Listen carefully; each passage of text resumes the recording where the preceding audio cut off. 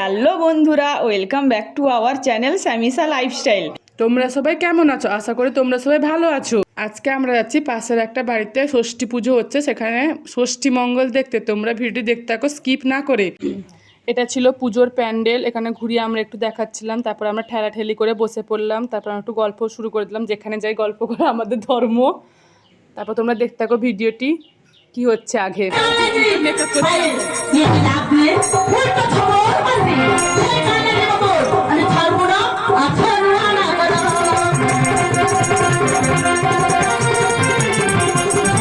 সবাই ক্যামেরা দেখে হাই করছিল এবং সবাই অনেকজন এসেছিল এখানে ষষ্ঠী মঙ্গল দেখতে। সবাই ষষ্ঠী মঙ্গল দেখতে বসছিল, আমরাও বসে সবাই ষষ্ঠী মঙ্গল দেখছিলাম।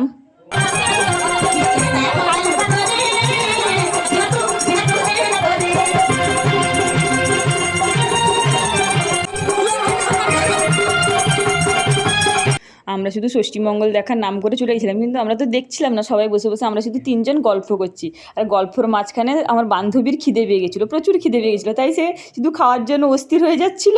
সে নিজেও দেখছিল না আর আমাদেরকেও দেখতে দিচ্ছিল না, সে নিজের ইচ্ছা মতো বকর বকর বকর বকর শুধু করেই যাচ্ছে। এরপর আমরা চলে গেলাম খেতে। এখানে আমরা সবাই মিলে খেতে বসে পড়লাম। আমার প্রচুর খিদে পাওয়ায় আমি এখানে মাথায় হাত দিয়ে বসলাম, কখন আমাকে খেতে দিবে। তারপর এখানে প্রসাদ দিয়ে দিল, আমি প্রসাদ খেয়েই যাচ্ছি। তারপর এখানে খিচুড়ি দিল, তারপর আলুর দম, মিষ্টি আর চাটনি দিয়েছিল, সেটা আর দেখাতে পারিনি। এরপর আমাদের অনেক পুরনো বান্ধবীর সঙ্গে দেখা হলো। এ এখন বাড়িতে থাকে না, এখন পড়াশোনার জন্য কলকাতায় থাকে।